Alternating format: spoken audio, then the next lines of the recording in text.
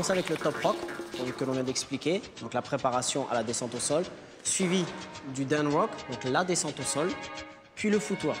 Donc on va tâcher d'expliquer un petit peu chacune des étapes sans pouvoir bien approfondir, mais en appuyant sur des points essentiels. Le top rock, c'est la préparation à la descente au sol. Donc ce qu'on appelle vulgairement en français le pas de préparation, c'est la préparation à la descente au sol qui s'effectuait il y a encore quelques années uniquement de cette manière-là.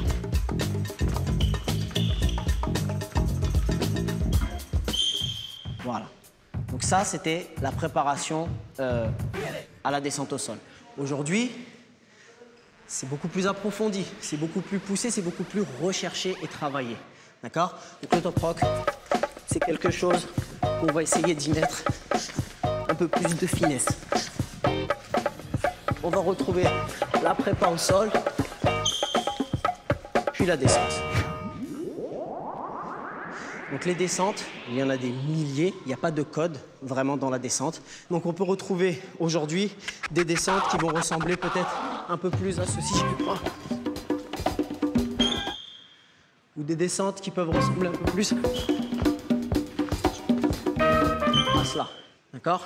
Mais les descentes, elles sont de différentes natures selon la personnalité de chaque b-boy, selon ses capacités techniques, selon sa maturité, selon son expression corporelle, les descentes vont varier. Il y a autant de descentes qu'il y a de danseurs. Le footwork, voici sa position initiale, ce qu'on appelle demi-pointe. Ce qui peut ressembler énormément à cette danse russe qu'on retrouve ici. Voilà. Donc ça, c'est un petit peu la base du footwork, c'est cette demi-pointe au sol. C'est ce qui me permet de maintenir en équilibre et à partir de là, de faire ce mouvement.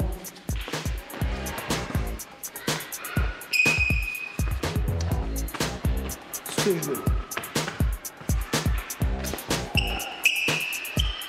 Voilà, donc tout en improvisation, voilà, je peux me déplacer comme je le veux. Donc à partir de mes appuis, je vais créer des footwork, donc comme moi je l'entends.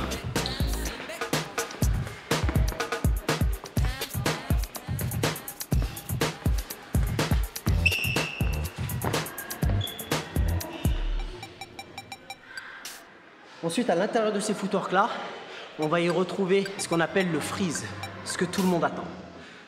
Les positions de base, ce qu'on appelle le baby freeze, donc les choses assez basiques qu'on retrouve depuis la création du break sur des choses assez simples. Donc c'est le footwork, le S, le baby. Donc là, on est sur un freeze très simple, une finition basique. On va pouvoir entrer dans des freezes un peu plus techniques, un peu plus poussés, avec peut-être un enchaînement de freeze. Par exemple là-dessus, freeze.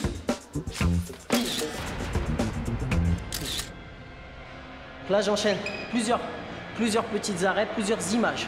C'est ça qui est important, c'est de pouvoir capter cette image-là. C'est une photo. Photo, photo, photo. C'est ça qu'on essaie de retrouver dans le freeze.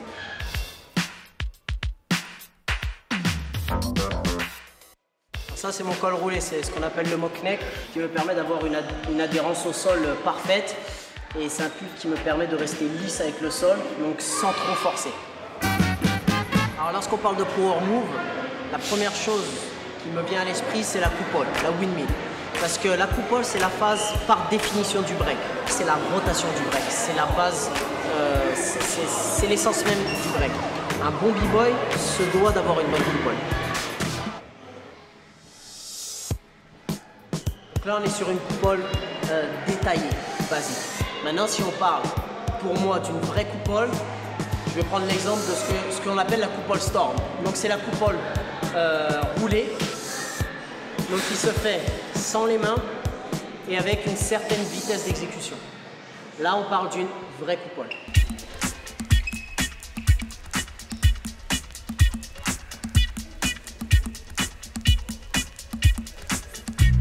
Un mouvement important qui a beaucoup évolué dans les fin des années 90, ce qu'on appelle le backspin. Donc le backspin, ce que tout le monde connaît un petit peu, ce que tout le monde s'amuse un petit peu à faire lorsqu'on parle de breakdance, c'est cette rotation sur le dos.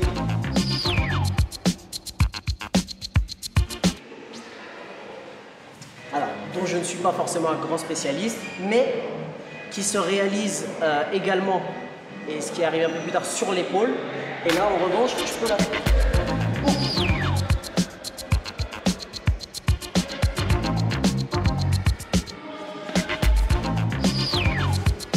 Toujours cette petite transition au sol pour éviter la chute. Donc ça, c'est ce qu'on appelle donc un glide d'épaule. On va monter progressivement dans les étages et on va avoir la couronne. C'est ce mouvement de rotation sur le contour de la tête à l'aide des avant-bras. Donc, pour continuer à monter un petit peu en hauteur, on va passer au Thomas. Donc le Thomas, que tout le monde connaît par rapport à la gymnastique, la particularité des breakers, c'est que les b-boys ont amené ce mouvement-là au sol, ce qui n'existait pas à l'époque. Les cercles Thomas se faisaient sur le cheval d'arçon et n'existaient pas au sol. Et enfin, pour terminer, on va monter tout en haut et passer à la vrille.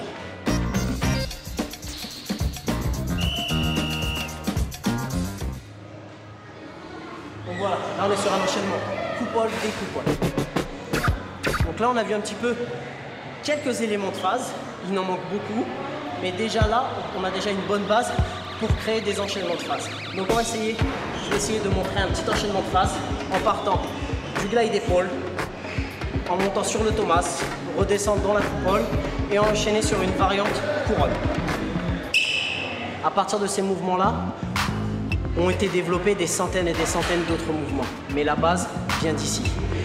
Il faut savoir que c'est ce qui a fait la force du break dans le monde, comme pour la vrille, c'est la recherche du dernier mouvement, le mouvement que personne ne peut faire.